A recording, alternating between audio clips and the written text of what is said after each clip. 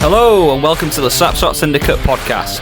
Be sure to subscribe for more content, and whilst you're at it, go and follow our social media pages. They're on screen now. Now, on to the episode. Hello and welcome to another episode of the Slapshot Syndicate.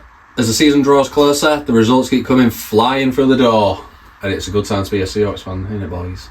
The best, Charlie. Yeah, no, it's been mega, mate. These last couple of weeks are just flying a real high, aren't we? Honestly, I think if we continued this form, or if we found this form earlier in the season, I would like to think what would happen. Yeah, so obviously we'll talk about some of the comings and goings through the week. Obviously the big talking point is obviously Swindon have confirmed league title, but in the past week we've also had the Cup final first leg and plenty of action in the league, so I think we should just jump straight into it, shouldn't we? Yeah, absolutely. Yeah, kept looking forward to it. First segment, Seahawks reaction.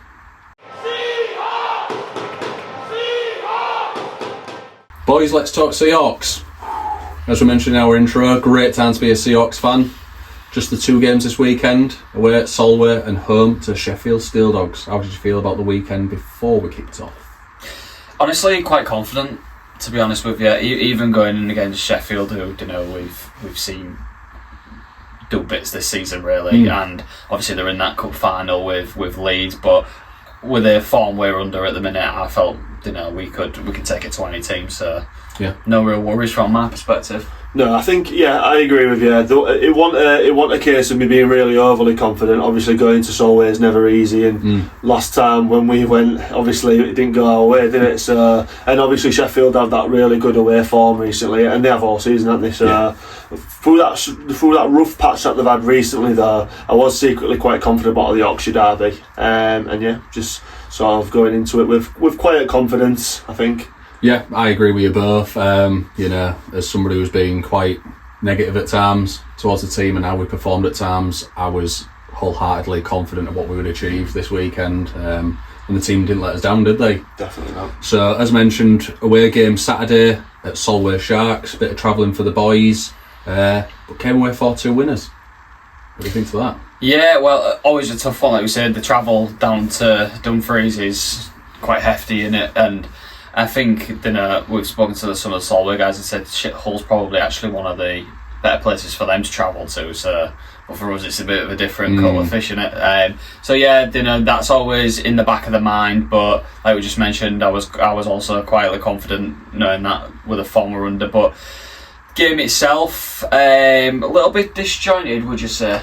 It was a bit disjointed. I think we had some positives and negatives going into the game. Obviously the return of Johnny after a few weeks out, which is massive for us. We all know how obviously important he's been recently, but no Bobby. So Johnny was straight onto the first line, I believe, with Geordie Stallard and Emmy. So again, we'll talk about sort of that little chemistry a little bit later on, I imagine. But yeah, there was positives and negatives to take. It was definitely not as forward thinking, or it wasn't as easy as we thought that it would be. I would say, is that a fair reflection? Yeah, definitely. I mean, I do think in the first 10 minutes, or to be honest, probably the first period, we had the upper hand there. I think we had the possession, we was creating chances, we just weren't really doing much with them. I don't think the power plays were great, but on 5-on-5 we seemed to be pretty good. We were pinning them in quite a lot, and the Solway team is absolutely stacked this year, and they've got some results. So it's not easy to do there. Obviously, a lot of teams go to their van and come away with nothing. So I think the key to this is weathering the storm early, and we did that quite well. In fact, I think we probably got the upper hand on that, and then obviously we did manage to get the first goal, which was a bit of a confidence builder, I think, for us. Trying to break that deadlock early on is a bit of a catalyst really to go on and build something from it. So it was probably the goal that Solway didn't need, because it was pretty even, I'd say, like end to end. I do agree with Brad with saying that I feel like we maybe had a little bit of the upper hand in the first period, but Lee Hayward's goal probably was the easiest goal they'll ever score, wasn't it? And it might be one that Solway was a little disappointed at. I think someone shot at goal or something like that. it's like bounced off the netty, and Lee Hayward was literally a yard, 2 yards away. He just tapped it in for like the easiest goal ever score, which was a bit of a gut blower, a lung blower, for Solway after they was trying so hard, and they did get back into it for the rest of the period. But I think Seahawks stood strong, and obviously Heskey again was a big part of that, and the decor really. Yeah, I think, there's a few things to pick up there from what you both said. Firstly, you mentioned about the power play and, it not really performed this weekend, which, from the interviews I've seen, Matty has referenced that quite a bit, to be fair, and it's almost as if, weirdly, our power play has hindered us and sort of put us off our game a little bit, which it never really should. You're a man up, you should be, full force, full throttle, but it seems to have knocked us a little bit, and it hasn't quite performed as it should do and can do. I mean, we've seen it many a time that power play, when it starts firing, it can be absolutely absolutely. And I don't know if that's part of this is because our expectations of a power play are so high because of what we've seen. So if it's anything less, you sort of write it off as a fail. But on the other hand as well, you mentioned Johnny's just come back, and he is quite instrumental to our power plays, and he needs to find his feet. And Matty did say they need to build that chemistry again on the power play with him being like one of the core members of. So I think I won't worry about it too much at the moment. I think it's a matter of time rather than if it'll happen. But it's certainly one of them things that's sort of been taken away from our game. Like, we always had that in our arsenal of draw them into a penalty, get on the power play. That sort of seems to have dispersed a little bit now. But on the flip side, our PK is very good as well. Yeah, absolutely. Couldn't agree more. Good to see Lee Hayward on the score sheet there. I know you said it's probably the easiest goal for him to score, but I think it's great to see that the defensemen want to jump in and help on the attack. And like you say, I'd take backdoor tap-ins for defensemen all day of the week. You've still got to get yourself in them positions. Exactly that. You've got to have that sort of mentality and, wanting to win to get in those positions and always think, there could be something in this for me, yeah. And if you get there you are. Easy one. Yeah. And like you say, it was quite a vital goal to get us on the way in a game where we were maybe a bit shaky. Well, you know what you like. You've played as a striker in the past, so positions quite a lot to do with it. Anticipation's half the battle. Yeah, I've been a pretty good striker in the past and know where's position. And to be fair, you aren't really. I'll have you know that I was long enough like under 14's top goal scorer. I know. Still got the trophy in my bedroom. Rumours has it he's never struck a match before. Ask him who's won the rest of them. Don't want to talk about this is a hockey podcast. Anyway, but yeah, like positioning is a lot to do with it, innit? You've got to be able to have that sort of like a shark smelling blood, and know where to be, and that's how you reap the rewards. So fair play to Lee Hayward there. He's done the right thing, got himself in the right position, and he's probably taken a bit of a risk by committing himself that forward. Yeah, so. I mean, it can easily catch you out, and the opposition do come at you if you are out of position. But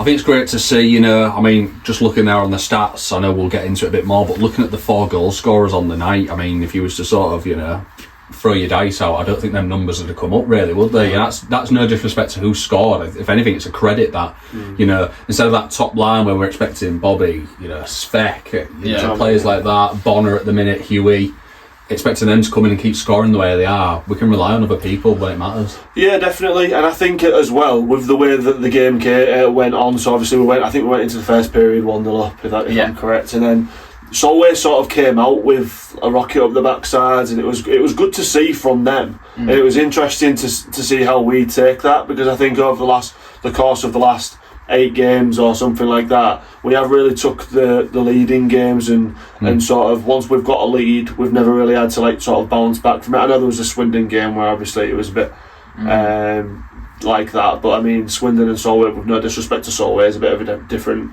game, isn't it? Yeah. But Solway came back, didn't they, Brad? So I think 5 minutes in, Johnny Antis broke away on the blue line. I think we had overcommitted a little, even where our defenseman was further up than Johnny Antis was, who's literally stood on the blue line, and one of their defensemen got it and just eye of the needle right through, and then Yantis got through.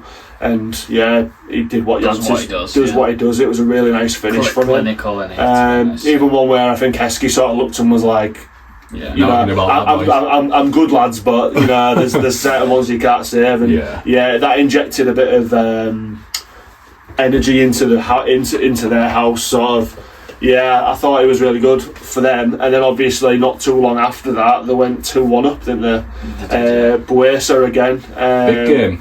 Big game. Buesa just continues to be that guy for them, doesn't he, on the first line? And I think that might be one of the stories of the season, really, like players going to different teams and getting that opportunity, where Buesa has obviously done really well in Leeds the last couple of years, but for him to go to Solway and take up that first line spot rather than playing on the third line, I think is admirable, really, isn't it? And again on the power play, which continues for Solway to be really successful, Buesa gets a goal, and it's 2-1, and at that point I think that's a really good test for us, and maybe a reality check as to not every game's going to go as easy as you think.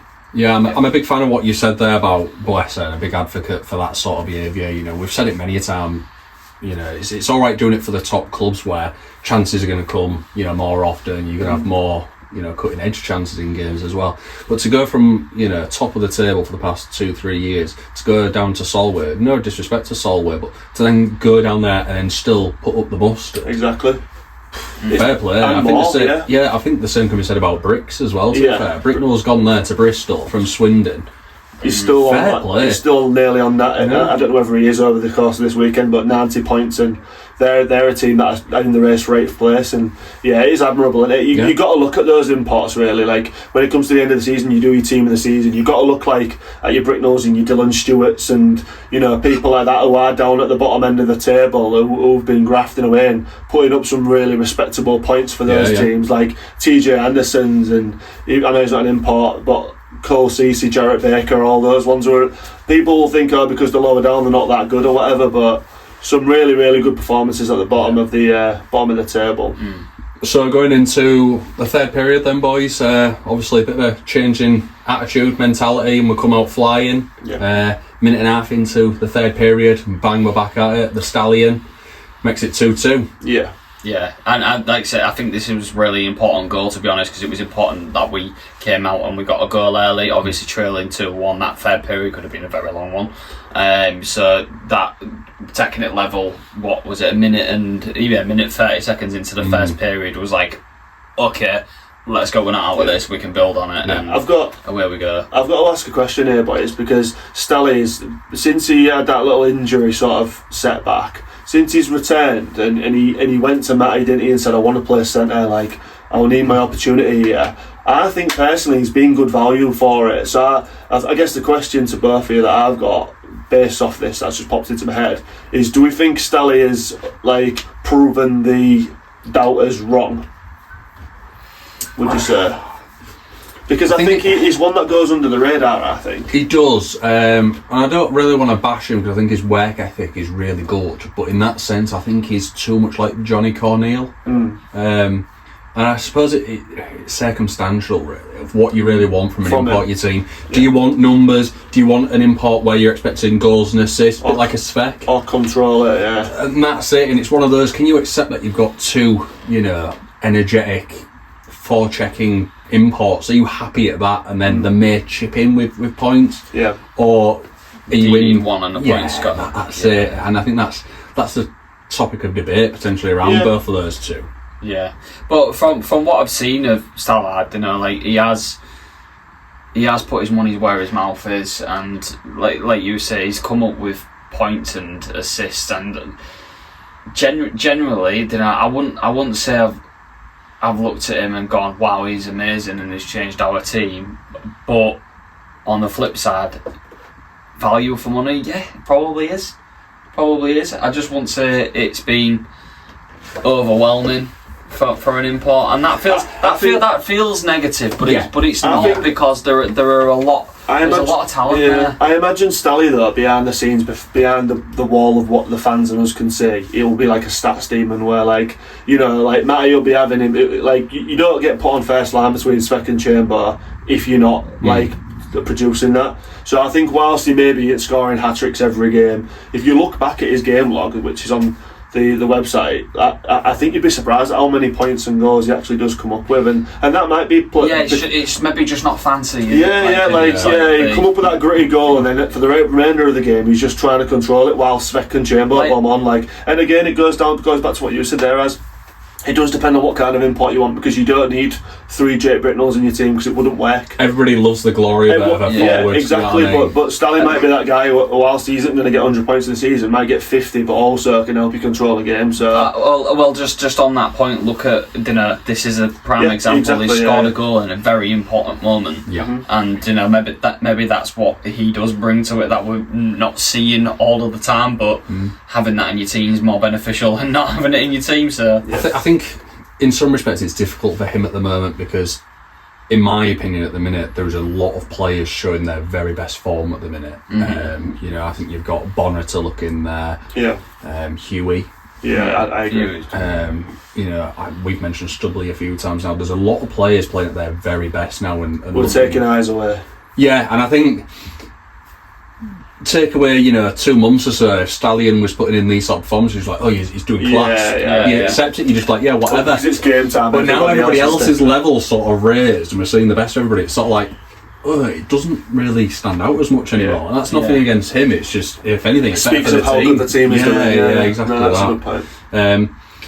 But yeah, back to it then, boys. Obviously, we did get that second goal to go 2-2. That was a minute and a half into the third period, and then less than a minute later, we go 3-2 up. Yeah, odd goal as well, wasn't it? It was an odd goal, but it was. You know what? It was a really, really nice finish.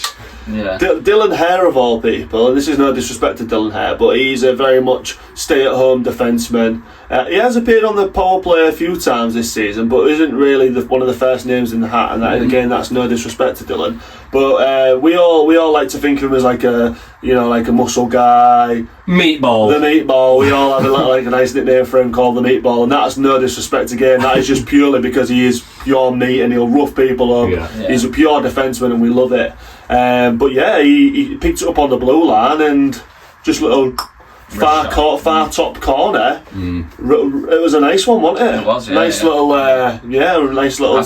I think Jordan Marr would have wanted that one back, in my opinion. Yeah, I do too. I think to be fair to the Solway commentators, Andy Glenn, they're always really, really down the middle. They don't ever bias towards Solway. If there's a bad call, they'll shout a bad call. If Solway players are going over, they'll be like, I don't think that's a foul. That kind of thing. So it is just Lee to like that then? Maybe so, yeah. But here, he said the same. He was like, he wasn't like, oh, Geordie Marr. He was like, yeah, Geordie Marr will be thinking that he had the best nights here, because I think there was maybe 2 goals as well. That first goal, he was a bit like, he's like, you've got to be saving that, but. Yeah, it wasn't like a laser beam, was it? But it was just nicely placed. It was that's it. It was nicely placed, and I think Jordan Marr could have done better, but he'll know that. So he very quickly got to forget about it and move on. But it's the nature of the game, isn't it? Then go on 44 minutes. Yeah, so within 4 minutes of the period starting, we bang up and get 3 goals, and this one coming from Rich Hartman. He's been good value, to be fair. Another player that I think we're seeing some real grit and effort in. Just continues to get those points up, and he's like Moose, isn't he? Like that line. Another player that's very good. Yeah, that line of Moose, Hare and Hartman at one point was unbelievable, wasn't it? Like really good. It's a shame that Ethan Hare's been injured, really, because I think we miss him a little bit. I think Ethan Hare in a game like this, it'd have been different, to be honest. We do, but do you know what? I'm enjoying seeing Crawl Space play at the minute. Crawl Space is absolutely doing. Pulling up trees at nice. He brings something different to the team, doesn't he? For sure. Yeah, and I love the ratting. Yeah, I do he too. Just literally goes steaming in there. The four-check machine out of the fourth line and just like lob it in and play up. Just let me take your lead off. Off you go. Are you ready? The shackles are off. Yeah. But that was nice. The fourth line's been a really instrumental part of it. One actually. A bit of a shame that came out of this game was that the fact that Bo went off, didn't he? He had to go to the hospital, and to be fair, I've spoken to Bo since. He was obviously very kind to come on. wished him well, and he said that he's absolutely fine. He said it's a concussion protocol sort of thing, so like Matty said in his interview as well, I think it'll be a few weeks, and fair play to Matty because he said we've got to look after him. Yeah, exactly, you've got to protect him. He's got a long career ahead of him, and you don't want to be rushing back into... You don't need concussions injuring your game and your life at that age. I thought it was quite complimentary of Matty to say he's a big part of our plans going forward as well. Like, it's really good. Big credit that, and it is that, we are trying to develop young talent, in Hull and in the league, so fair play, I rate it. Definitely. Like it a lot.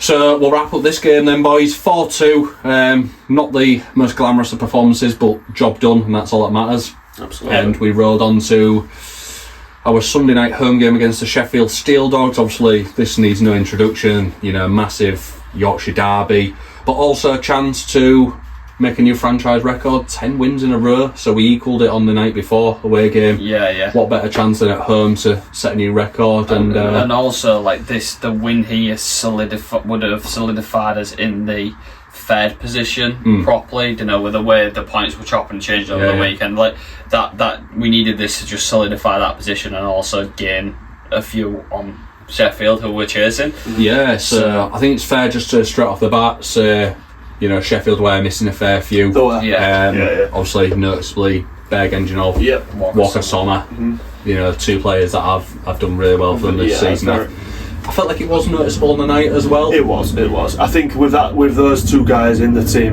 they're a different team, aren't they? Yeah. Genginov's was purely down to injury protocol because of the cup coming up, I think, which is totally fair. This is a Yorkshire derby, and you know what you're going to get in a Yorkshire derby. You don't need your guy who's got 90 points taking a daft hit and then being out. I think we saw a bit of that in the game as well. There was a few times where it to and fro a little bit and it started getting a bit chirpy. A couple of our boys was after Bjorkley Nordstrom, weren't they? It's just the way it goes in a Yorkshire derby, and there was the exact same with us, I'd say. Maybe not as much, but you don't need your star boy getting lit up. That's the thing. Definitely not. Not when you've got that final coming up. Like you say, they're in the playoffs. Yeah. Exactly. See these last few games. I think a lot of teams in the mind would almost sort of like not want to play these last games now. Yeah. If you're in a good bit of form, like Seahawks, right? Let's get straight into the playoffs. Yeah. We're in good form. We do it next week. We don't need to get injured in these last 5-6 games. Let's just do this now. And Genginov has been instrumental to them, and Sommer as well. They've both played in the line all year. If they win a cup this year, that is a massive step forward for them in comparison to last year, and that's without playoffs and things like that in it. So it was the right call if he is carrying those little niggles. But it was definitely noticeable on the night. But I think a big part of the night was the way it started, boys. It definitely got the crowd going with that very special announcement. Oh yeah, so obviously the big announcement on the night, we didn't know where it was going to go. We had ideas, didn't we? Yeah. Due to a post earlier, that the Seahawks bought about season tickets, but unfortunately, we'll have to tell the rest of the league that don't know. But Heskey is staying for another year. Yes, so that's probably going to mean we're going to win the lot next year. Mop up, absolute. Let's mop up. It's not curling out here. I'm not being funny here, and you can clip this all you want, but I genuinely think that might be the biggest signing we've ever made as a club. The Hull Seahawks, I genuinely think that might be the biggest signing in our history because of how influential he's been. You look at what he's helped us achieve since he's been here. I think it was 13 games as he played. We're on a 10 win streak. No, he lost his first game, and ever since then we've won played 11 games. And it was a baptism of fire in his first. I think he'd only arrived on, maybe not on the day, but maybe a couple of days before as well. So yeah, unbelievable. He has turned us around. He's massively turned us around, big time. When we did our player, he obviously, for those who don't know as well, we all awarded him our player of the month. We do like to mix it up and have different players in there, but I think for the month of February he played 9 games and his average save percentage was about 94-95%. A lot of people might think we're being biased there, but I don't think we've actually had a Hull Seahawks player on our. Well, in my opinion, the results speak for themselves, mate. It was 9 wins, 0 losses, wasn't it? Yeah. We look at every team, individual players, and the Seahawks won every single game in February. What more? And a massive part of that was Heskey. So yeah, absolutely. But a huge signing for us, and it really got the crowd jumping and excited for that one, didn't it? Yeah. So obviously this one started a bit to and fro, but we did take the lead once again. Emi Svek, 11.5 minutes in, putting us one up, and It was a real nice little goal at the right time. Again, you know, as we said about the Solway game, this one came at a really good time for us. And obviously Sheffield with Dima in goal as well. Yeah. So Interesting one that actually won it this late in the season. So Dimitri Zimosdra is signed for the Dogs like last week, was it? Yeah. Injury precaution for it was this week, wasn't it? Because it was because of the cup. Yeah. Wasn't it? Because of their injury sort of crisis, and it was nice to see Dima back in the Hull Arena. Although it was in the wrong colour, but no, we've no animosity towards him whatsoever, have we? He was a good servant for the club when he called upon. Really nice guy as well. I've Really caught him a few times, you know, off the ice, Yeah. and you know. Yeah, nothing but respect for him, to be honest. Definitely. But Emma Speck put one past him. He did, and you know, I think it's great to see Emmy getting the goals and such. You know, he does have these these sort of periods where if he isn't confident, you can see it in his play, and he starts slamming his stick down, and you can see he's a bit frustrated. So to get back on the scoring sheet, yeah, big fan of that. Love to see it with definitely. Emmy. He's been good value recently. Yeah, and then we're cooking. So Well, it wasn't long after, and then Sheffield equalised, Yes. and it was my good mate Daneko. I still want to know what shampoo he was using. Can't believe he didn't tell me. Yeah, good spot though. He had a nice bit of interaction when he was in the box, didn't you? Just shouted him his name, and he was literally saying, What shampoo do you use? "Your hair is And luxurious." he was like, I loved it today. Fair play to him. Stunning, love that, Yeah. great spot. But yeah, Sheffield drew themselves level. It was a nice bit of play as well, to be honest with you. It was a bit of a rare mistake, wasn't it, from the man between the pipes? Probably is for the first mistake we've seen. And to be fair to him, he had two Sheffield lads bounding down on him, and he's not maybe lifted it just enough. If it goes an inch or two higher, then it's fine. Isn't That's it? why I say it's good play from Sheffield. Two players straight on the forecheck. Yeah. You know, identifying the keeper's a bit vulnerable here. He's Yeah. got to either play it right over the top of us or try and get it through us. And like you say, just didn't quite get the elevation he needed, and it was straight on the clacked stick. it, didn't he, out of the air? And Yeah. fair play to him. Yeah, it's good. So these Good things save as well. happen. Yeah, I mean, God help if anybody actually give Esky any grief for that one. I know, yeah. After I know, the you know, beyond human performances he's been putting in, he puts in one mistake. Ooh, Absolutely. good God, heaven forbid. So that sort of brought us back level, but then second period, Lee Bonner starts us off just about 29 minutes there. Lee Bonner gets on, another player that's looking pretty sharp at the moment. Yeah. He's hitting for fun at the moment, and scoring some quite tasty goals as well, isn't he? Yeah, I like it. he's just his pace and his energy for me. You know, that he injects into.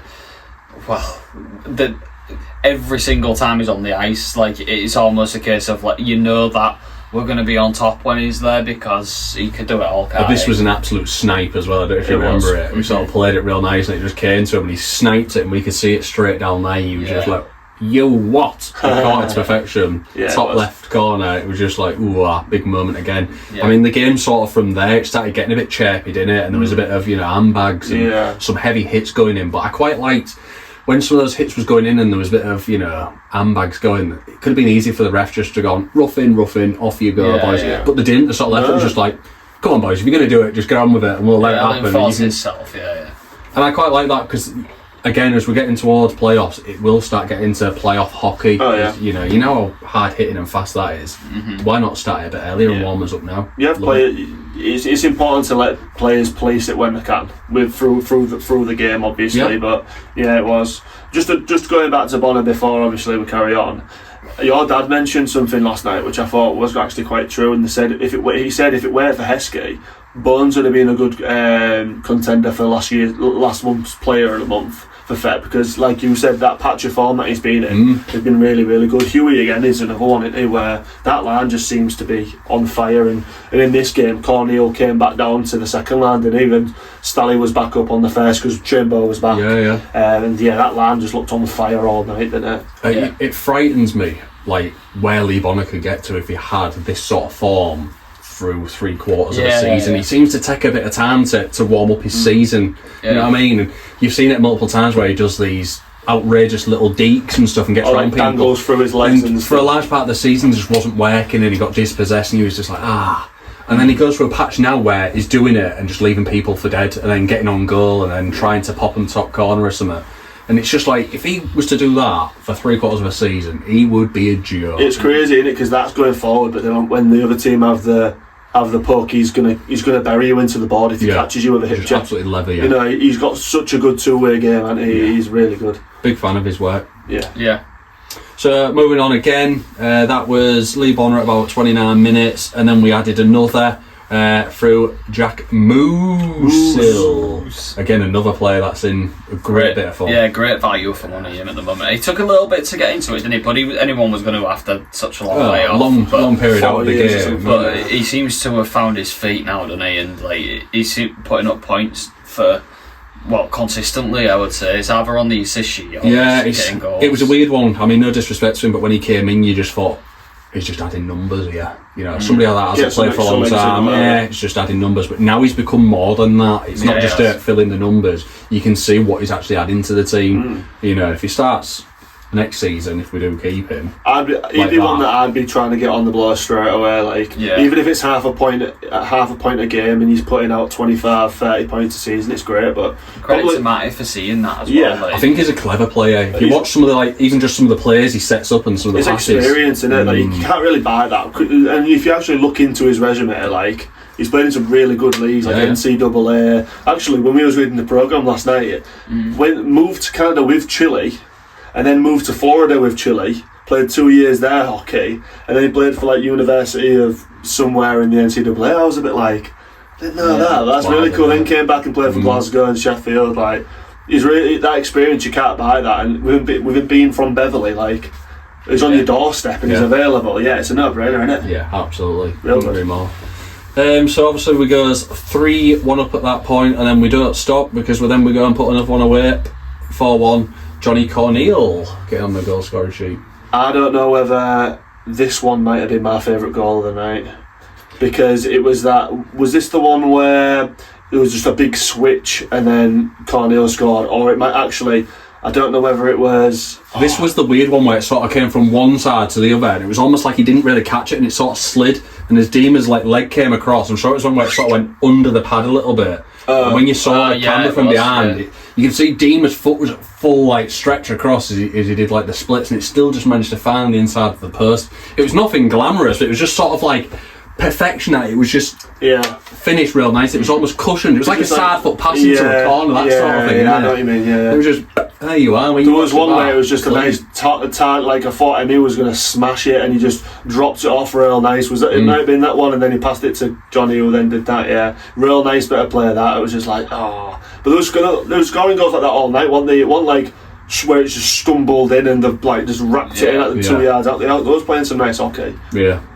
So that was 4-1, but then obviously Sheffield started to come back a little bit from that moment onwards. You know, Ivan Binoculary Nordstrom getting a goal back. You know, he was a main threat all night. He's always good value for them, isn't he? Yeah, there's no coincidence he's playing for the Steelers nowadays. No, definitely. He's if they can get him in their team and the roster, then you know what he's going to do, don't 100%. You?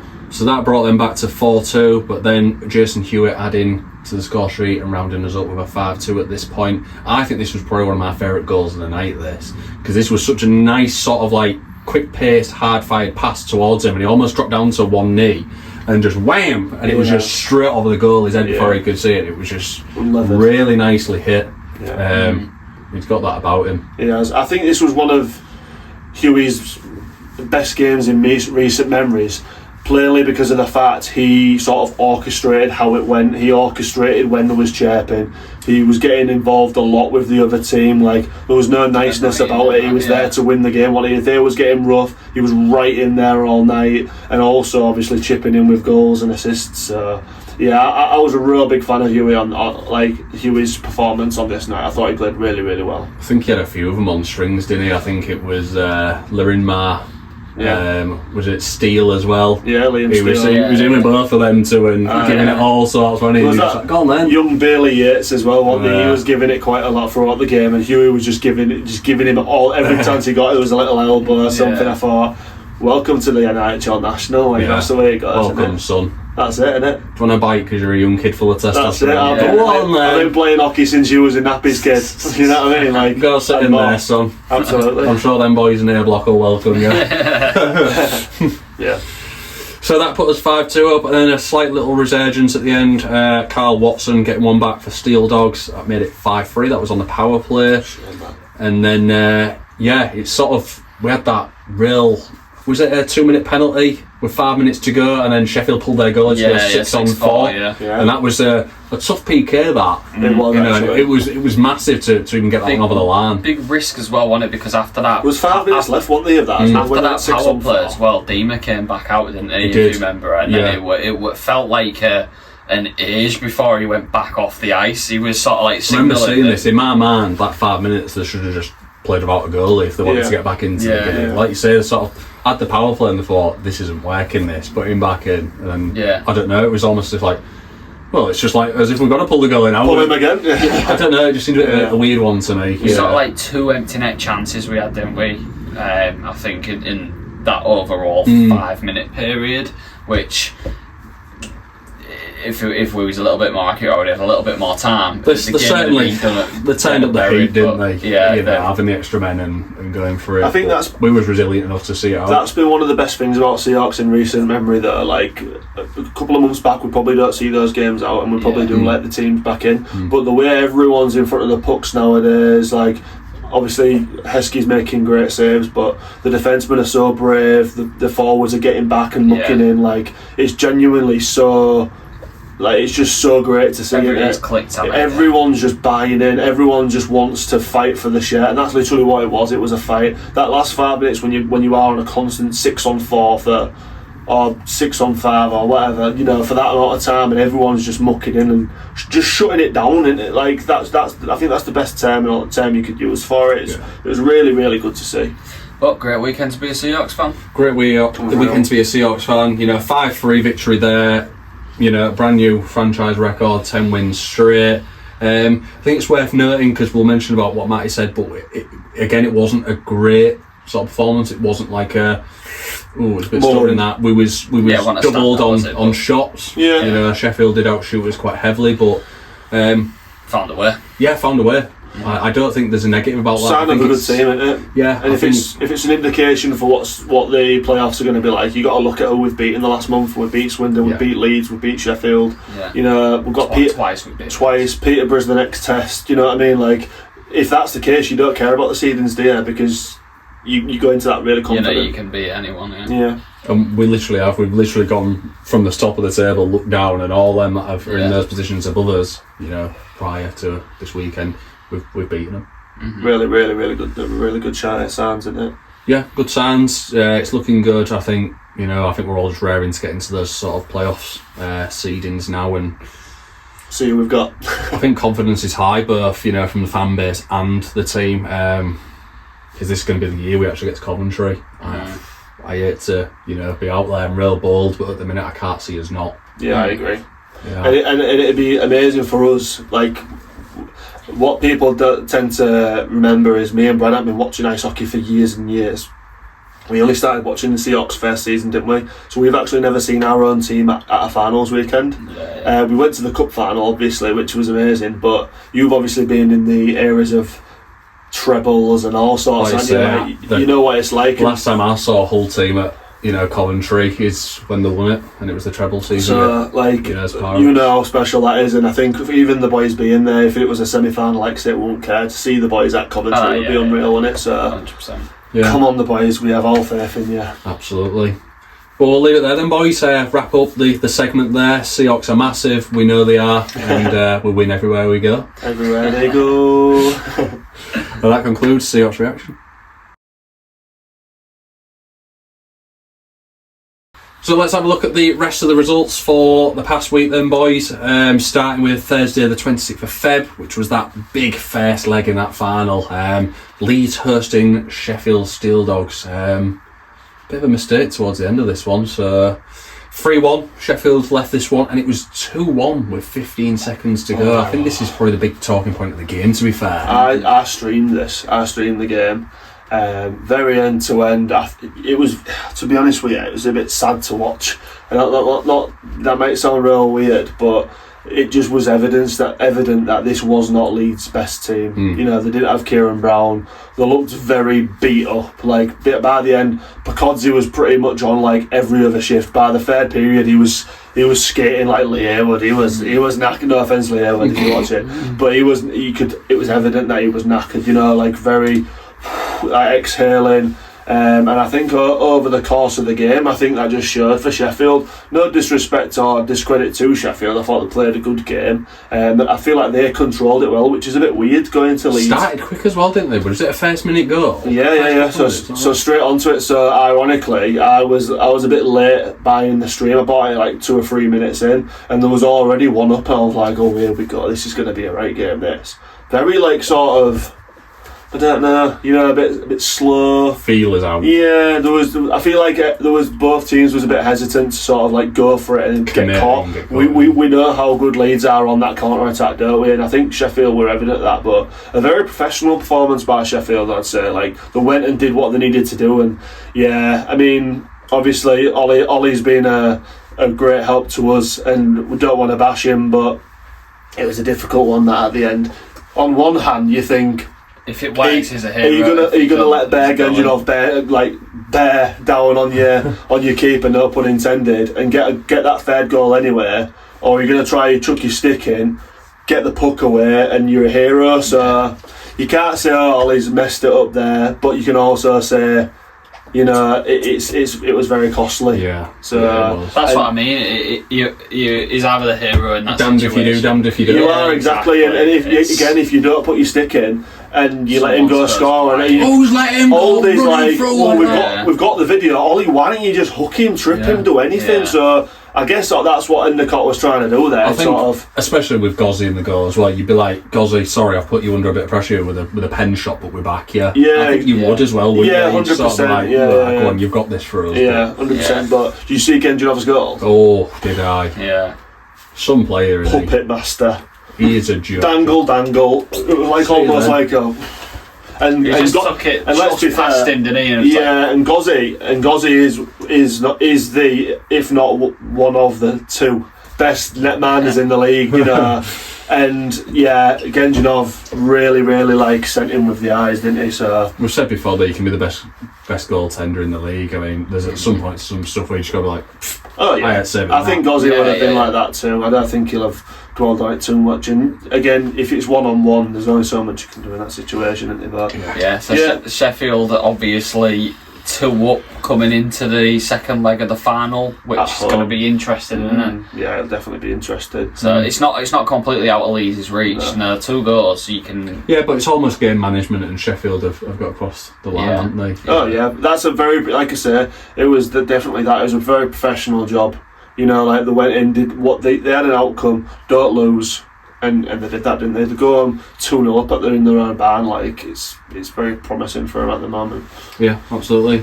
So that was Thursday. We move on to Friday, and it was Swindon Wildcats hosting the Bristol Pitbulls, knowing that they needed to win, both their games this weekend, and job done. So I went into this one.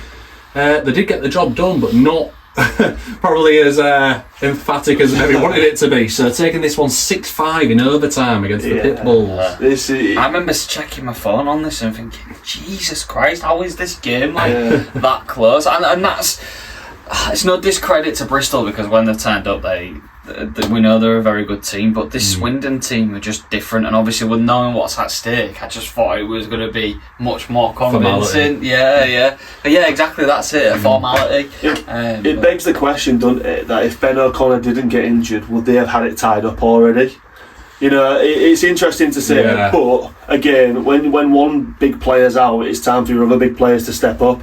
And we talk about Caden all the time, and Logan, and Viegas has had 4 points on the night. Logan's had 3. Big games like this require big players, and that's what's happened here, hasn't it? Big credit to Bristol though, they pushed them all the way, and in that race for 8th place, that extra point there might have been really important for him. And Johnny Dunbar seems to be man-possessed at the moment. He was in our team of the week last week, then he goes to the top of the league and bags a hat-trick away from home. Like, there's no discredit there whatsoever, is there? Yeah. So that was the only fixture on Friday. We're moving to Saturday. Basingstoke Bison hosting the Leeds Knights. Basingstoke taking it 4-3. Does not get better for Leeds, does it?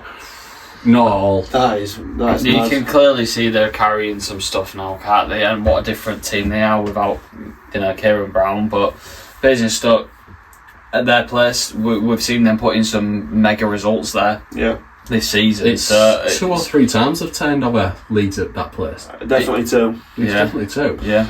And let's remember, boys, these are a team that are, with no disrespect, fighting for their life at the moment, because they're sort of 10th or 11th place. It's very tight between those bottom 4 teams, but Bison need every point they can get. They can't be affording to give in regulation points to teams around them anymore. But this is a massive win for them, this, and I think it's maybe one that they will have looked at Leeds and thought, over the past 10 games, they've probably only won like 3 or 4 games, but this is one we need to be jumping on. And to get that wrapped up is really good, so fair play to him. Yeah, it is. Milton Keynes hosting the Peterborough Phantoms. I expected this one to be a hell of a lot closer, but 8-3. MK, maybe.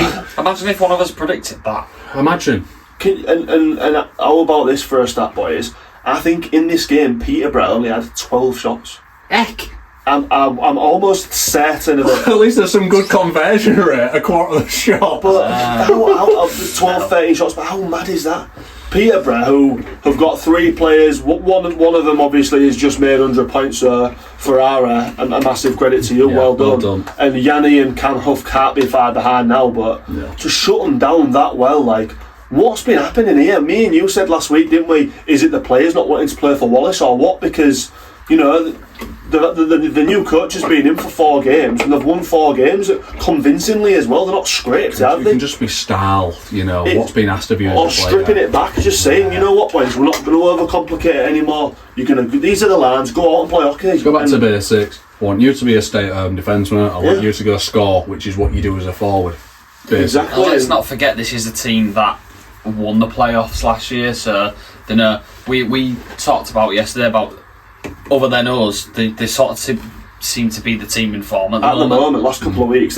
We used the phrase sleeping giant, didn't we? Yeah. And MK, they've sort of been laughed at, and look at what's happened to them this year. They've still got the personnel in there to turn over. Like Peterborough would be one of those teams that you'd sort of be eyeballing for Coventry. Yeah. In a win like this, 8-3, it's not coincidental that. I think, you are right in what you say there, and I think MK would be a side people are looking go, don't fancy being in that I don't really want to be in a group with them, if I'm honest. Group at the minute. And I know we've played them recently and we got quite a convincing win. They're just that team that I think can turn up and just cause you issues, aren't they? Yeah. And you don't know what you're going to get if you go to their barn. You can almost write them off before you play them and then get shell-shocked. It's easy to look at the past though, isn't it? Like you say, they have changed the coach. 4 wins out of 4 games he's been there. It's easy to just think, oh yeah, well we've whooped them every other time this season.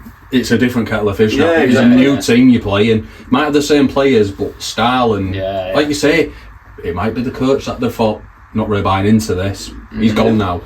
There's obviously talent in that dressing room still, and it's been shown. Massive credit to Christie. If we had a manager of the team of the week, he'd be a contender, wouldn't he? Yeah, absolutely. Sheffield Steel Dogs hosting the Swindon Wildcats. This one goes to Swindon in overtime again, 3-2, but it did tie up the league title. It did, and I think, boys, they all deserve a round of applause. So massive credit to Swindon. I know in his last season for Aaron Nell to tie that project up, and if last season of his playing career, what a way to go out. He has been a big part of that line with Logan and Viegas, and I've almost cheekily said oh, it's good to put yourself on the line with the imports, but to be fair to Nelly, he's been there and done it for a long time, and as you'll know better than us, and he's consistently churned out lots of points. I know I was looking over his stats the other day, and he's had 100-point seasons and stuff like that, so he'll probably bring a lot of good experience to that team, and when your gaffer's on the second line or first line and churning up the points, you almost want to step up with him, don't you? So really nice one. It's almost like it's like a fairy tale ending for him. And again, what those guys are up to so early doors, it is great to see the likes of Plosey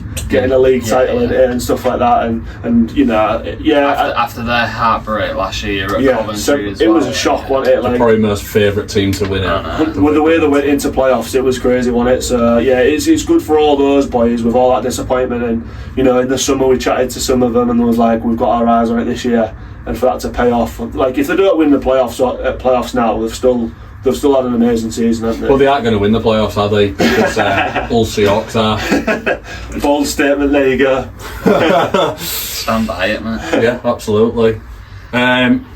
Solway Sharks hosting Hull Seahawks, as we mentioned, 4-2 victory for Hull Seahawks. And the final game on the Saturday, Telford Tigers hosting the Romford Raiders. Telford taking this one 8-6. What a ding dong. Hold on to your hat, mother. 80-year-old Doris is there. Oh my goodness! Oh my God! What a game of hockey! Unbelievable. Yeah. Stunning. Telford and Romford. Two teams that can really score a lot of goals. Yeah. And if But you've also got... two teams, arguably, that you don't know what you're going to get. Yeah, exactly. So, Literally could have ended up anything, couldn't it? you had everything in this game. Like, I think Jarrett Baker, defenseman, got a hat trick. Like, he's nuts in it. Like, I think defence has gone wholeheartedly out of the window. We have a fella called Mark who gets in touch with us every Sunday night and tells us the lineup, the wrap up of Romford's weekend, which is quite nice. So big credit to him. Yeah. He said that this was not a game of defence. He said we might as well have forgot about the defence. We had a couple of players who had a quiet weekend who we usually rely on, but other than that, it was mental. So, but a big credit to Telford. You know, they're a team now. I think their aim is just let's get back on in the winning column every week and build that form towards sort of playoffs. So yeah, that's a good one for them, wasn't it? I think it was massively needed for Telford as well, who have sort of been a bit up and down, aren't they, as of late. So for them to finally get one over the line, it was massive credit to them, and it'll only help them in where they want to see themselves, going into that playoff run. Nice to see a couple of those faces, Tomo and Henderson and people like that. Oh, you know what? We probably don't give as much credit this season as they deserve because of other players elsewhere. But again, I know in that game they both racked up the points. So fair play. So we move on to Sunday, 1st of March. I can't believe where the time's going. Leeds Knights hosting the Basingstoke Bison and actually getting one back there, and Leeds taking it 4-2, so redeeming themselves a little bit, because if that had been another 3 games in a row and nothing taken from it, I think panic station could have been on I there. agree with you. I was just going to say it was a needs must, this one, for Leeds, definitely, to try and get back onto sort of an even keel. And if they'd lost this, you'd have been asking questions, wouldn't you, big time, about what their roster can do without Kieran Brown. I'm worried that they even make the Final Four. If I'm going to be completely honest, if I'm going to say it, I'm worried that they don't make it. And I know it sounds a bit dramatic, but a Final Four without Leeds is like... It's crazy, isn't it? Ice cream without sprinkles. You know what? Is it just me, or like no, what do you guys I think not based over the course of the season, but that's not what we're talking about right now, is it? It's this current team, and that's not us disrespecting or bashing Leeds, but if you look at Leeds' current squad and who they've got available in comparison to the top 8, let's be fair, like there's squad after squad after squad, and the 3 below, you know, those have all got squads that can come in and compete. In comparison to Leeds, I know what you're saying, as and if it were me, if I was a Leeds fan, I'd be quite concerned. The playoffs, it's going to get quicker. The hits are going to be harder. If you're already carrying a few, it's carrying a few injuries. MK looking good, Hull looking really good, Peterborough. You don't know what you're getting. You're going to have a lever 'em like MK did, or you end up going to theirs. Swindon are almost dead set to get there, aren't they? Like you start looking where's this spot for Leeds, and again, no disrespect to him, you can't just point at Sam Gospel and say he'll get us there. You know, it's got to be top to bottom, and it's changed dramatically. I remember a few months ago when we was on about it, and we said like, oh yeah, if you're looking in that group with Leeds, there's only one spot to go, because Leeds will qualify top of that group, and if you finish second, well done to you. Yeah. If you're in Swindon's group, you're thinking of second place because you are, and all of a sudden it's sort of looking like, MK and Hull are looking like the 2 teams that are going to make it dead set, and you'd expect Swindon. So all of a sudden we're thinking, well, there's only one space left here. And the good teams to be had. It's a great point that it does beg to think about where like, hopefully for Leeds, as a Leeds fan, if you was a Leeds fan, you're really hoping for a nice draw, aren't you? Where you're like, you know what, actually we can get the better of them. I know we have a few Leeds fans that are obviously following us and message us quite a bit, and it would be interesting to see what you think. Obviously we don't watch the games as much as you guys, but is there a genuine concern here? They've got a hell of a crop of young talents. Like they've got Sporforth and Vengis and people like that, or like Danny Harrison, 16, 17 year olds who are on the power play now. But on one hand, I'm thinking that's great that they're bringing up, you know, British talent. But then I'm thinking, but is that because they haven't got the British talent who are older and more experienced that isn't available? Here now, is it? No, exactly. It's not going to get them to playoffs. That's 2-3 years when they're 20, 21 years old. Exactly. It's concerning, isn't it? Yeah, I don't know whether they're almost blinded, being like, oh, that our 17-year-olds, 2 goals in 2 games. It's like, yeah, that's brilliant, but you've also lost to Bison. I know, going right back, and I know we're digressing a bit here, but start of the season, obviously Leeds changed a few bits up, raised a few eyebrows. Yeah. They've gone for a transitional season, we'll call it, but if they've obviously no league title. Yeah, they're in the cup final, fair enough. It's not looking good there. And as we're talking about now, they might not even make the final 4. Is that good enough in a transition year? I know they've won doubles, trebles. Not for Leeds. The expectation's too high. There's got to be a minimum standard, hasn't there? And I think it's quite a poor one. And I think you don't go to Leeds to build. You go to Leeds to win. Exactly. And as we've said that, when the opportunity comes up, we've mentioned about Slapshot this year. When that opportunity comes up to go play for Leeds, you're thinking, I'm being taken on as a winner here. Yeah. What can I do for my career here? Yeah, I think maybe we're blowing this way out of proportion and maybe too much into it, but it's a bit worrying for Leeds for me. They're definitely the team to keep an eye on. I'd say this weekend will be interesting. It will.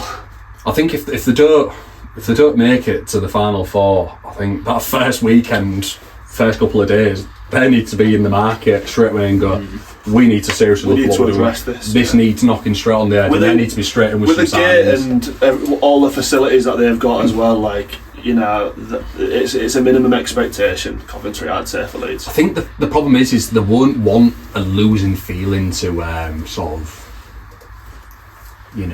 infest itself in the club. Yeah. They've always been a winning side. They're not used to this. And they have had the barriers as well, let's be fair. They have had the barriers, but you can almost talk about the last season as well. Kieran Brown misses the first 3 months of the season, but then they still go and do it. If that's the case and Brownie your captain, none of us want to see Brownie out. He's one of the best British players, if not the best British player in our league. But if it's a consistent thing where your best British player is getting injured quite a lot, there needs to be somebody else you can rely on, and they have had their individual players this season where they can do that, and their imports have had to be really important, like Liam Payton, for example. He just pings to my head, but yeah, it'll be a really interesting job for Aldi in the summer, won't it, to rebuild that team. We've digressed a bit there, but I quite enjoyed that. Interesting point though, yeah, it's really absolutely. interesting. So another game on the Sunday, Bristol Pitbulls hosting the Solway Sharks. So Bristol had a massive ding dong on the Friday night with Swindon and thought, how do we better this? I know, let's do it all over again, but instead we'll win. 7-6 overtime win against Solway. Another one where there must have been goals just all over the place. Absolutely unbelievable. Gutting for Solway though. I mean, obviously rather a point than none, but 1 point in the whole weekend, obviously, in their run for trying to qualify for playoffs, so they'll be a bit gutted with that. Especially against a team that's obviously also chasing as well. You can't give away points to teams around you, can you? But yeah, a big one for Bristol, that. And it's strange, isn't it? Because I feel like maybe a month ago you'd have already accounted Bristol out as this team that's just not going to do it. Yeah. But they're sort of sneaking back in there, and those individual players who are sort of, like your Dunbar and your Butlers and your Bricknells and stuff like that, they're sort of clawing the way back up, aren't they, again? So a hat-trick on Saturday night for Dunbar. He has bettered it points-wise, but no goals, 4 assists. Nothing to win. It's not bad, is it? I'm sick of scoring, boys, to be honest with you. Somebody else show you how to do it. I'm going to show you what's something different tonight. I'll put it on a plate for you. Yeah, 100%. But I think this one will be a sweet one for Cammy Hamill as well, to get one over on his little bro, his twin brother. But yeah, after that double loss in Dumfries, I'm sure, and he got a goal in this one actually. Yeah, Cammy. Yeah, so I don't know if it's a good or a bad weekend to be a Bristol fan there. I mean, you must think, oh God, we're going to get over that here. There's no discredit there for losing to Swindon, and taking them to OT is great. And again, if you look at these 2 fixtures, you say we've got to get 2 points out of Solway. Well, you got your other point from Swindon anyway. It's not too bad. Nah, that's quality. Romford Raiders hosting Milton Keynes Lightning. MK again winning 4-1 here. Not an easy place to go, Romford either. No. And again, our friend Mark from the Instagram, he was saying like this was not our week. He said X didn't turn up, blah blah didn't turn up, and he said it was a bit of a shocker, to be fair. So you're going to have those weeks. Rather it happen now than in the playoffs. So I don't think it's one where Romford should be overly concerned. They have got 3 teams that they need to be looking over the shoulder at, but I just think that gap might be a little bit too much. I think it's like 4 or 5 points now. Yeah. They can't afford another 0 point weekend, though, in my opinion. I think it's tough for those, like, you know, bottom 4 that are fighting for that last spot. You know, 7 of us have now qualified for the playoffs, and I think you're going to start seeing some sort of crazy results in the next 2 or 3 weekends, in my opinion. They have to go gung-ho out. There's going to be some gambles, I just think a lot of teams now will start resting players in prep. Yeah. So I think you might see, like, Seahawks, more of Leeds, or, you know, Swindon start to get beat now, and you're like, they've been beaten. You've got to look past that. But you're also resting Emil Svet, Bobby Chamberlain, Heskey. We're resting players going into the playoffs. I think it'd be the best way to do it. I know, obviously, as a fan, like, if it was us turning up on Sunday, well, it's Saturday this weekend for us, and then obviously we get levered, you're a bit like, God's sake, you don't want to be seeing that, but you've got to think long game, haven't you? Yeah. And if we are going to go into playoffs and continue this, Sheffield's a prime example this weekend against us. Keep your good players healthy for those big important games. Yeah. That's just the way they've got it. But on the flip side, it's those bottom 4 are all guns blazing. You've still got to go at it. We've got a kamikaze this. We've got to be pulling netters with 5 minutes to go because we need this goal. And it'll be interesting to see what. So good result for MK there. Yeah. Hull Seahawks hosting Sheffield Steel Dogs, as we mentioned in our Seahawks reaction, 5-3 victory for Hull Seahawks. And the last game of the weekend, Peterborough Phantoms hosting the Telford Tigers, and the Tigers taking this one 5-4. So classic. I believe that's a 0 point weekend for the Phantoms. For 0 point weekend for the Phantoms, 4 point weekend for Telford, which going into the weekend you probably wouldn't have guessed. I think I split this evenly, 2 points each. Big win for Telford. Yeah, in regulation as well. Yeah. So obviously let's go to the table now and have a little look at this. I'm fully aware you haven't really said much in that last bit, so sorry that. I'll let you take it away, mate. Okay, so in first position, now crowned champions, Swindon Wildcats, 48 played, 75 points. In second place, Sheffield Steel Dogs, 49 played, 63 points.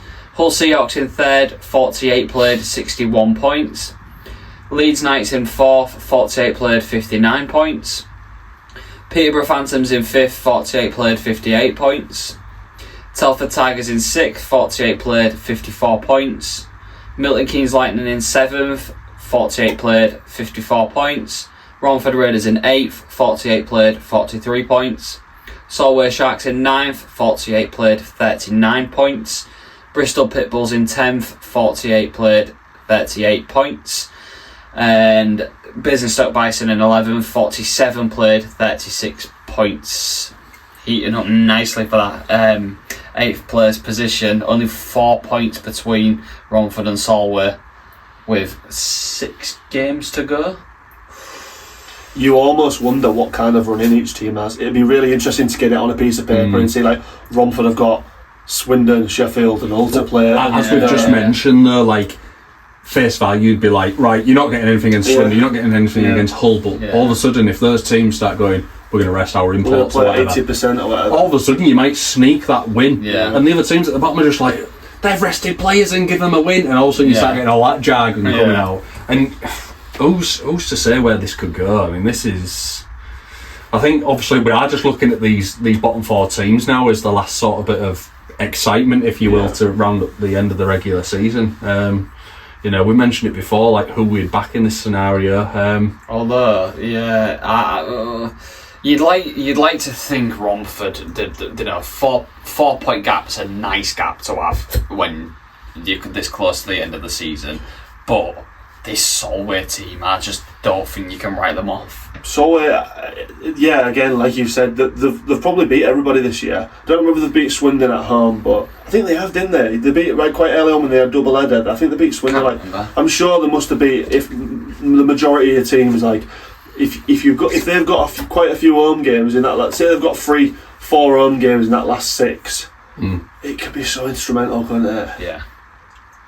So, at face value, boys, what do you think the point threshold is going to be needed to secure it then? If you was 6 games left. 6 games left, I'm just looking here, so the maximum Romford could get was 55, the most Solway can get 51, and Bristol and Basingstoke most they can get 50. Do you think it's going to get anywhere near that, considering Romford are at 43 at the minute?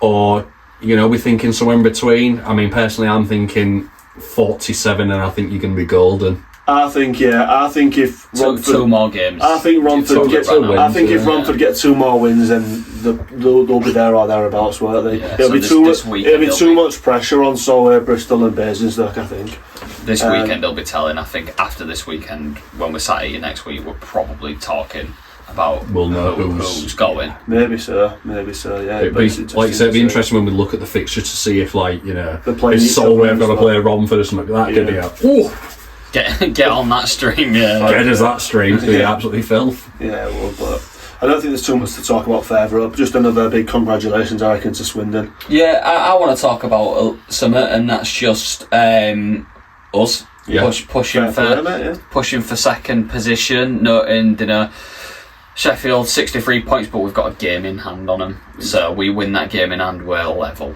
That'd be a real nice way to end the season, that wouldn't it? Second, love that. Some pull around that. It would be great. There's scope there, and yeah, from 7th to 2nd in the last 2 months of the season will be.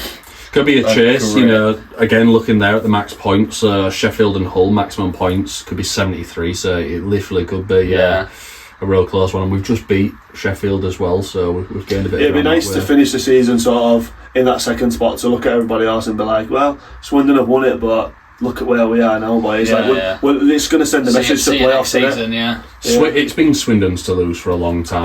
Let's be honest, and that's fair play to them. They've absolutely battered the league and they've held the top spot for so long now. But to be, I know it's never great to be runner-up, but to be top of the pack after that, I think it's good. Behind a team like that is like highest overall position of Yorkshire teams is still nice. I think there was big. I know we were sort of hyped up a bit at the beginning of the season. It didn't really start out that way, but if you'd have said at the beginning of the season Hull Seahawks are going to finish with both Sheffield and Leeds, I think some people might have said, I don't think so. Yeah. So proud of Yorkshire. Yeah. Absolutely, it would be. I think for us, it's quite a good showing from the Yorkshire contingent, isn't it? Really, to have like second, third, and fourth. I thought that, yeah. It's quite a good showing. That those Yorkshiremen. Built different. Yeah, but no, it's good. Well, with that one said, then boys, let's wrap it up here, and we'll move into our team of the week and see who's made the grade.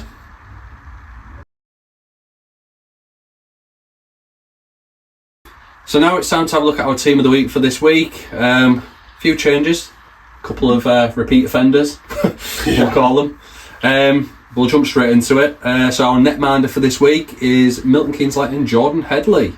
I think it might be, is it Headley's first appearance in it? At least for some time now, isn't it? A long time, so, maybe so. Fair play to him for getting in this weekend. So part of another big weekend for the Lightning, who are now 5 unbeaten, as we mentioned in our previous segment. They've had a change in the coaching, and it certainly works. 5 unbeaten is some going. We say about Hull Seahawks, but another team that's had a bit of a stuttery season, and sort of it's coming together quite nicely for them. MK have conceded the joint least goals this weekend, conceding only 4 goals. Against Peterborough, Headley and the MK defence held the Phantoms to just 18 shots all night, and they conceded 3.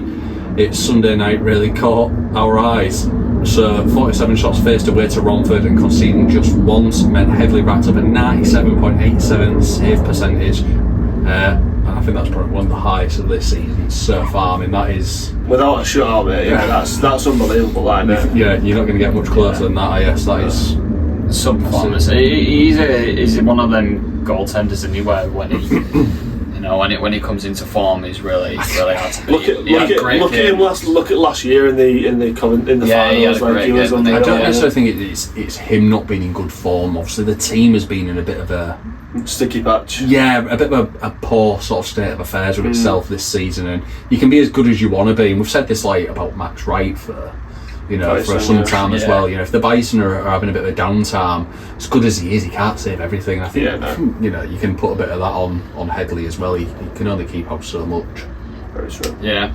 Well, we'll move on to our defenseman then. Our first defenseman is Telford Tigers, Caelan McPhee. So 2 goals and 3 assists over the weekend. Obviously they had a big 4-point weekend as well, did Telford, which is really big for them coming into this playoffs and trying to find some form. And he's cropped up in this team of the week multiple times this season. So he's back to his old tricks.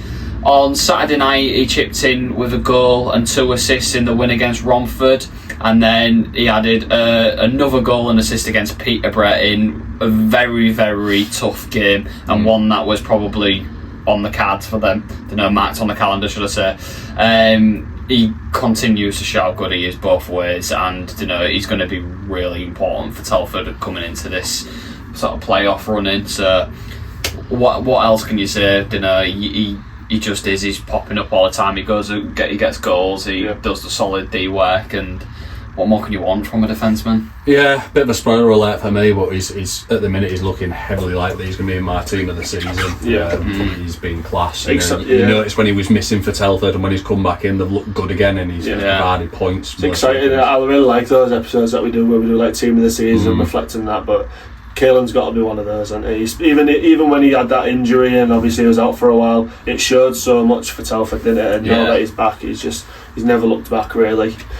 So the next person we're going to look at was also part of a team's very successful weekend, and they had a 3-point weekend, and that was Tanner Butler of the Bristol Pitbulls. So obviously on Saturday night on Friday night, they went over to Swindon, didn't they? And obviously got a point out of the league champions that they were crowned to be. So obviously there's no sort of dismay there, is there? You go and get what you can from Swindon, and he did chip in assist on that night as well. Solway was a little bit different. He very much tried putting the team on his shoulders really, and in that 7-6 overtime win he got a goal, 3 assists, and if I'm correct in thinking, the overtime winner. Nice. So if you're obviously he was captain last season, he is now an A because I think Josh Batch is now the captain, but still sort of putting the team on his shoulders, having these big performances. And Butler he's definitely been one that's been in and out of our team of the week the last couple of weeks, which shows Bristol are mounting a charge for that 8th spot. So they're definitely a team to be looking out for. So moving on to our forwards then, and the first forward in our team of the week is Telford Tigers' Eric Henderson. 2 goals and 7 assists this weekend, so just a casual 9-point weekend for him. How is it? No bigs. So very active this weekend for Telford, but we're looking to build some momentum going into the playoffs. As we've mentioned, Telford have been a bit up and down as of late and trying to find some solidity to their game all round. So we've mentioned it before, how the jungle can be a bit of a tough place to go play, and a lot of teams don't like going there, but they seem to be just going a bit of a free-for-all at the minute, Telford, and it seems to be we'll just outscore you, and I think that's shown with a few players' points tallied over the weekend.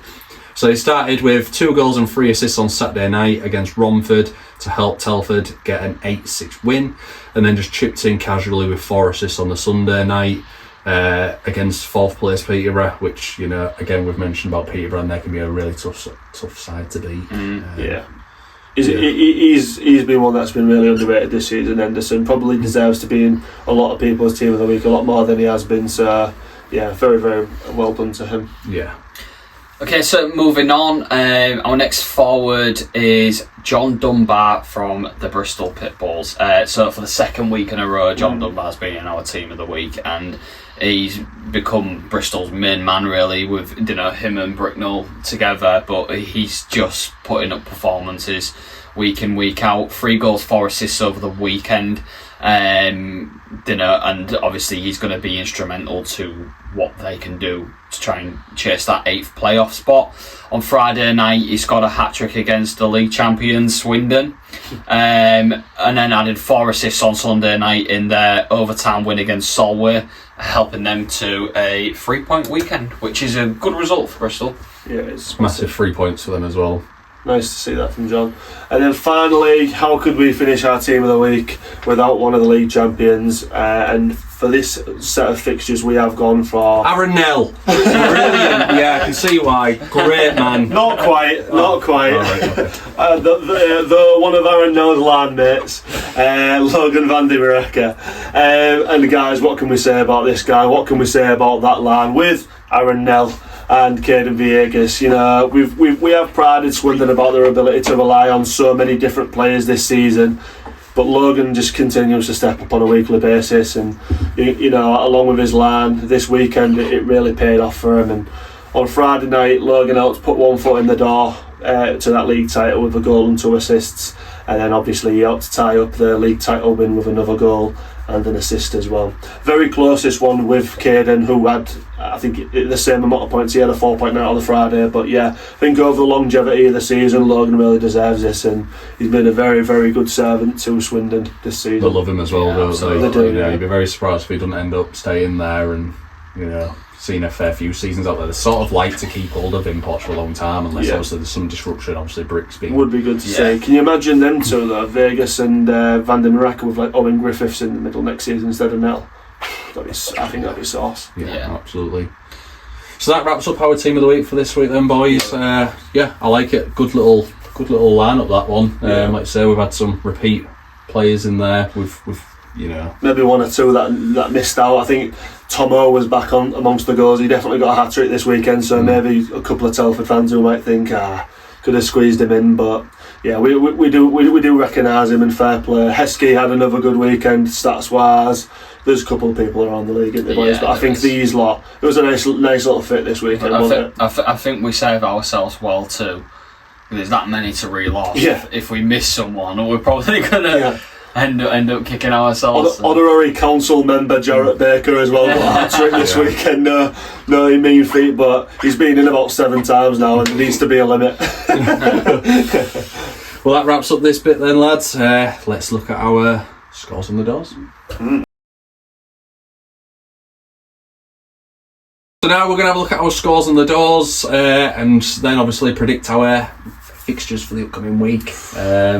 We'll hand over to you, Rossy, to give us the bad news. When we get my dogs on. Plus, not always bad news. Somebody's on a right little roll at the minute, aren't they? Oh. I think that fire needs extinguishing real quick. I was going to say, I don't know, mate. This weekend could have been a good big tell.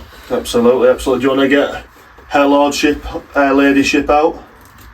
You're our boss man. Bradley. You. So, yeah, recently... cereal out of that? Yeah. Oh, I wonder what that was. Powder. Chutney. Chutney. Milk powder, that is, guys.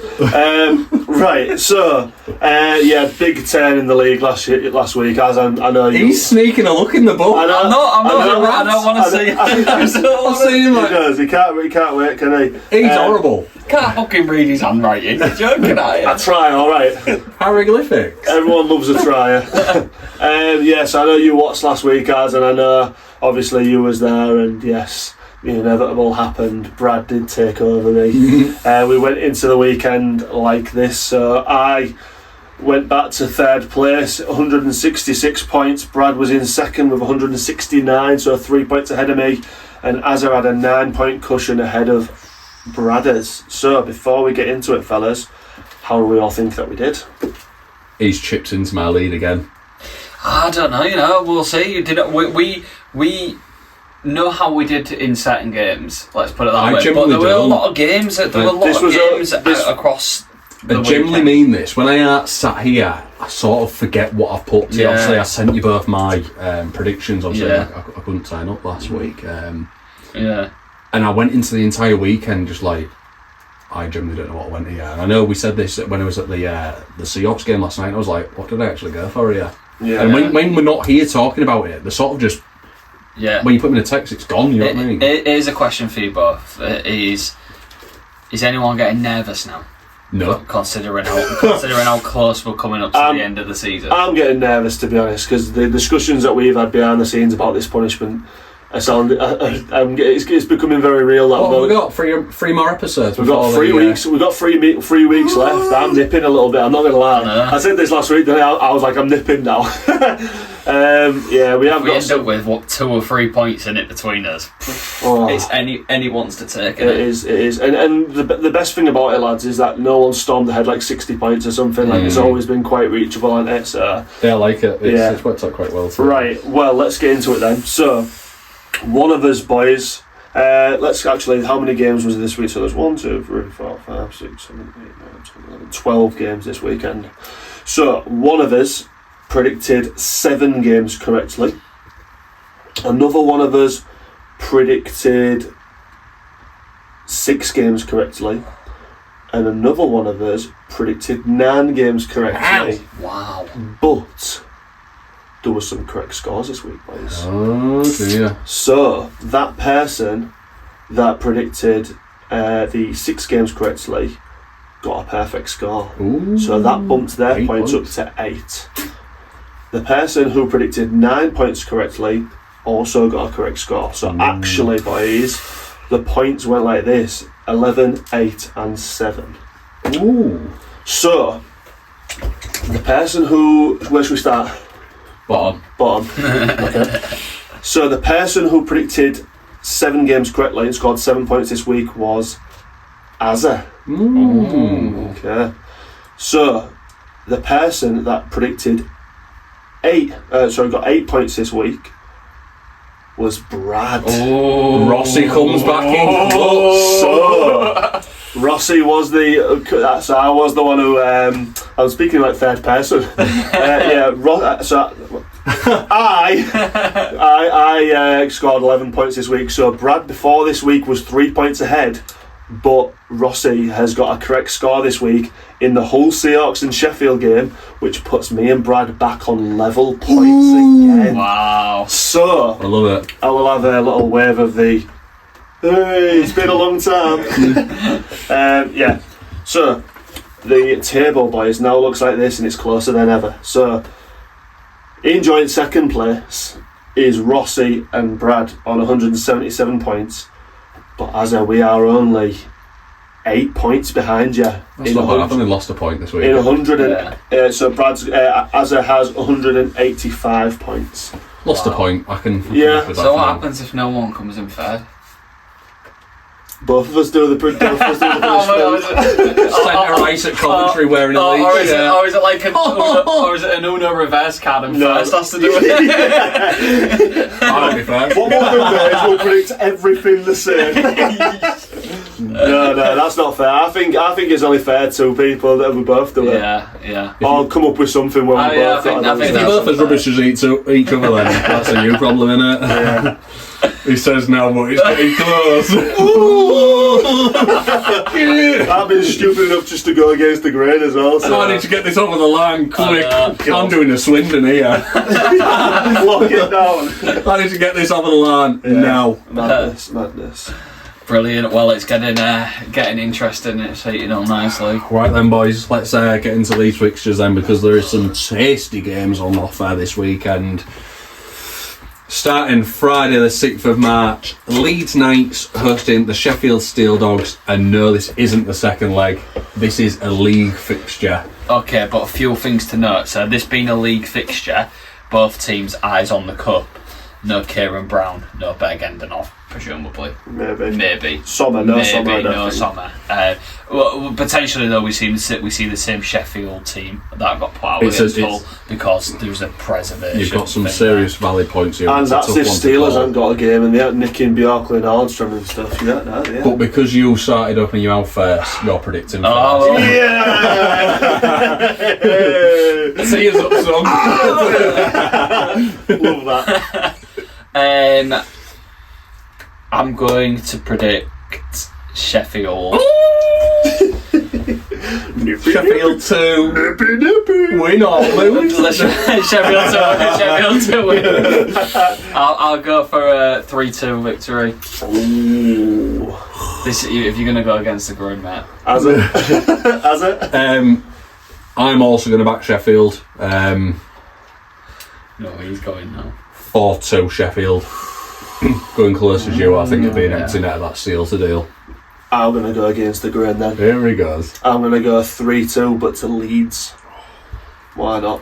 I think that's worth the gamble. If you're going to go against the grain again. I'll tell you what, if one of you two gets a perfect score on this first game of the weekend, there we are, boys, the points are in. Come on the lights, come on the Knights. It's going to be like 1 punch, 2 punch. I wonder if he's going to do come on the Knights where he's, standing in the middle of centre ice wearing his sock track jersey. What was that, Ross? Are you saying come on the Knights?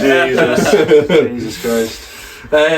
Basingstoke Bison hosting the Solway Sharks. Massive game. This is a 4-pointer, this, isn't it? I'll go first if you want. I'm going to back the Bison, and I'm going to go for a 5-3 Bison. I'm going to back He's going Solway, obviously. the Bison. Hello. I'm going to go 4-3 OT. I'm surprised that. Yeah, Big advocate of the Solway. I am a Sharks. massive advocate of Solway. Big fan of a lot of players in that team, and they've been very, very good to us. But I think Bison at home, just look what they did. They beat Leeds last week, didn't they? Yeah. He's going against the green. I'm going to go Solway. I feel like I've got it. Like, I'm just going to put it on the middle and just watch you two bounce off each other. What's that noise? Where's the Leeds jersey? I'm going for Leeds. I'm going to go Solway 5-3. Copying me but reverse. Yeah. Stunning. No. So Saturday then, boys. First game, Hull Seahawks hosting the Peterborough Phantoms. Rossy. Won't be in attendance. Won't be in attendance. Good for a good cause though, but gutted I'm not at this game. We're just in such a good vein of form at the minute, aren't we? Yeah. I'm going to confidently go Hull Seahawks, and I'm going to go 5-2. I'm going to go Hull Seahawks as well. I'm going to go for a 4-1. Would you? I was literally, and Go for it. I am going to. I'm going to go Seahawks 4-1, and my main reasoning for this is I do think like you, there could be goals here, but I think our forwards are stuttering a little bit. We're finding a way to win, but I don't think it's as. And then with Heskey in the net. Are you forgetting about their forward line though, boys? First line fever. No, because we've got a wall in the net. We have got a wall in the net. You're right, but imagine if we get this correct score. we shipped three this week though, boys, without the engine having that. First time we've seen them concede that many. It is, to be fair. Yeah, alright. Swindon Wildcats hosting the Leeds Knights. Now, think about this one, boys, because Swindon after a few heavy nights, maybe. Swindon don't have to go all guns blazing. So about this, do they start resting players? Is it? Yeah. Does it benefit It's a Leeds? good point, to be fair. I am going to go Swindon. Yeah. I'll go Swindon 4-3. I'm also going to go Swindon. I'm going to go 5-3. I'm going to go Swindon 4-3. Boom! I'm joking. I'm not going the same score. I was just going to say it. I'll go Swindon 5-3. Oh, did you go 5-2? Carve out, can you? That's why I always want to go first. You can on this one. I was going to say, that can be arranged. Basingstoke Bison hosting the Romford Raiders.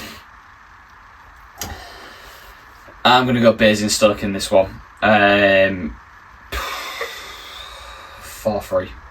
I tell you what, this is the Bison have Solway then Romford in 2 nights. Yeah. Both at home, like in that race for 8th place.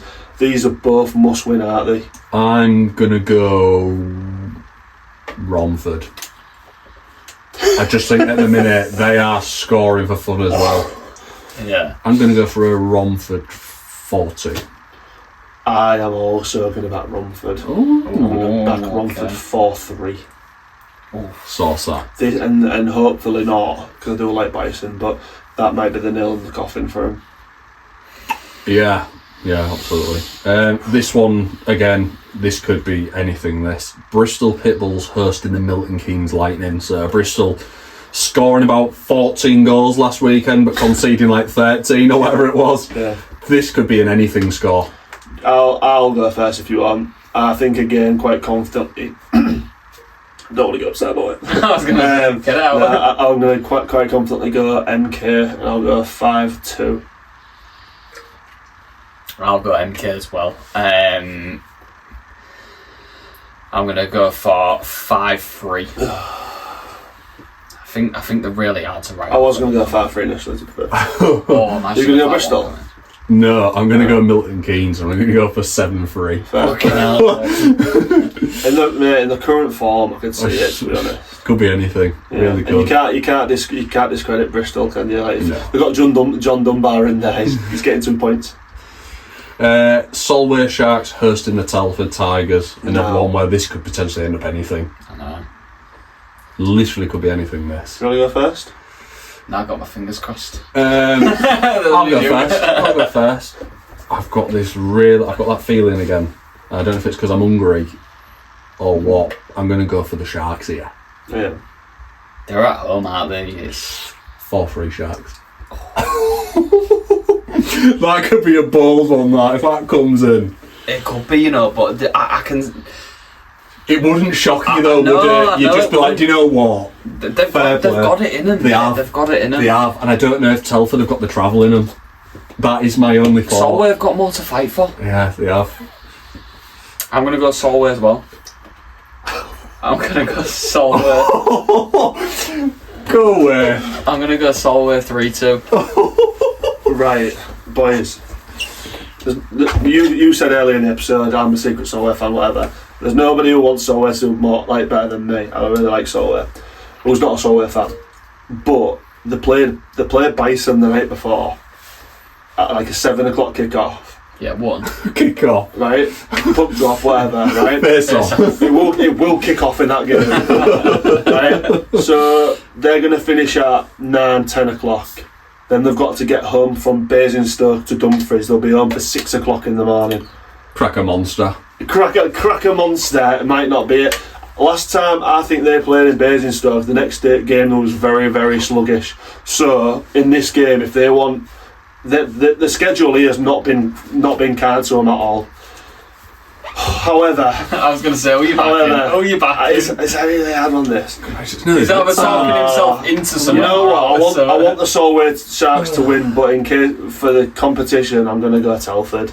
And I'm going to go 4-3 because Telford, I don't think they haven't got a game the night before either. I've gone 4-3, but the other way, so you've gone 3-2, haven't you? Yeah. So it's going to be a close one by our accounts here. Tomo causing some hassle. Tomo's going to get leathered by my mate Johnny Yanks. Oof. Big Johnny. Howza. Go Johnny, go. Yes. Love it. Don't worry, I'll back the Solway because he won't. So that moves us into Sunday then, and the first game of Sunday is Romford Raiders and Basingstoke again, but this time at the Raiders. I'm going to go for Raiders again. I think the Bison will do over Solway, but I don't think they'll get anything against Romford. I think Romford will take a 4-pointer here. I'm going to go for 5-3 again. I'm going to go Romford as well. So I obviously predicted Basingstoke the night prior. This being in Romford, I think they get the better of them. What score did you go for? 5-3. I'll go for a 4-3. I'm going to go Raiders as well. Sadly, I think that'll be the end of the show for the Bison, but an incredible season from them, despite with all the obstacles and stuff. Hasn't happened yet. Well, I mean, if that is the case, I mean, if they get into it, if that's the story of the season, isn't it? But Romford Raiders 4-2 for me. Milton Keynes Lightning hosting the Bristol Pitbulls, so another double header here. What are we going for? MK 7-4. Hell, I thought I was quite out there with my 7-3. Yeah, goals. I actually don't. No. If I'm honest, I think this one's going to be a hell of a lot closer. I'm going to go 5-4 Milton Keynes. I think it'll be a Milton Keynes 4-point weekend, but I think lessons will be learned from the first night. I'm going to go MK 6-3. You two was all 3-2 this until I went 7-3 on the last one. You're like, you know what, he's on to something. Trigger happy. They've scored 8 at home like last couple of games, haven't they? So. Peterborough Phantoms hosting the Swindon Wildcats. I'll take this one. Peterborough. I'm going Peterborough as well. Oh, what? I just think, like, if Peterborough have lost again... 4-2 before he even jumps in. Come in! I just think, Swindon are going to be looking into playoffs now. That is literally my thought about this. And Peterborough still got something to play for. Literally how I thought about this. What do Peterborough have to play for there? A higher seeding position. I mean, if they're in 4th and 5th anywhere... Who wants to be looking at MK? Don't worry about it. You're better like a man for your prediction. This is man. Calm down. I could go Peterborough. Ball to our side. If you lose by 1 point at the end of the season, you're going to look daft. Part 3. Clipped. Part 3 Peterborough. Swindon 4-3. Swindon 4-3. OT as well. Give me that extra point. Give me that extra point. So awesome. And the final game is Telford Tigers hosting the Hull Seahawks. Rossy. Seahawks 4-2. Hello. Brothers. Seahawks 5-3. You're pretty much on where I was going to go with that. I'll mix it up there. Seahawks 5-2. Sod it. Steady. I don't know. The weird thing is with Hull is I want to go a bit out there and just like far forward, but then I think he ain't conceding for. I just can't. No. We said a couple of weeks ago, didn't we? Every predictor that you do for Seahawks now, you take a goal off, like because of Heskey. Yeah. It is crazy. You think -1 goal? It will be 5-3 actually with a Heskey. I can't see that. So but you think like 5, you think that gap's too big, innit? I know. That 5-2 is a bit of a gap between the teams, and you think he just isn't conceding that many unless he has a. If we get ahead early and they come at him. I think got the confidence. For me in that game, it's a bit of a can they keep their discipline? I think Telford got that about where they can sort of lose a bit on the discipline. If that power play comes in clutch, they're done. Clicks. Yeah. And then Matty said that actually this week they're going to be looking at that a lot because they need it to be in the swing of it by the time it comes to Telford. Commentary would be interesting. Well, that wraps up then, boys. Can't wait for this time next week because this is getting saucy.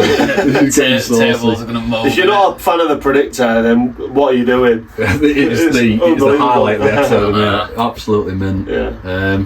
But yeah, that does conclude our episode. It's been another good one, boys.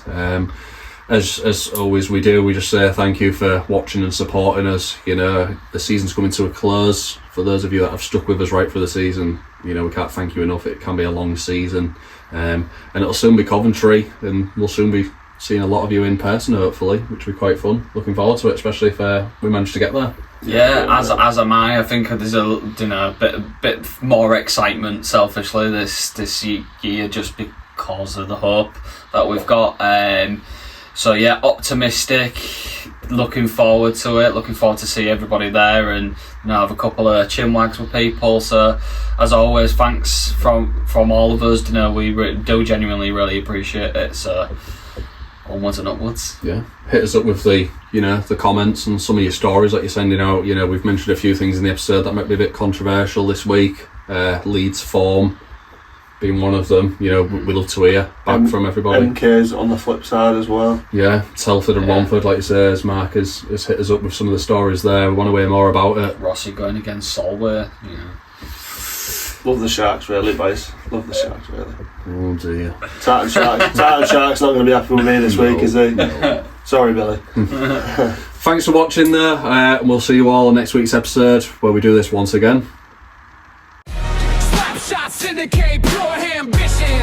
3 mics, 1 mission. As a brand Rossy, yeah, that's the crew. Dropping knowledge, what you gonna do?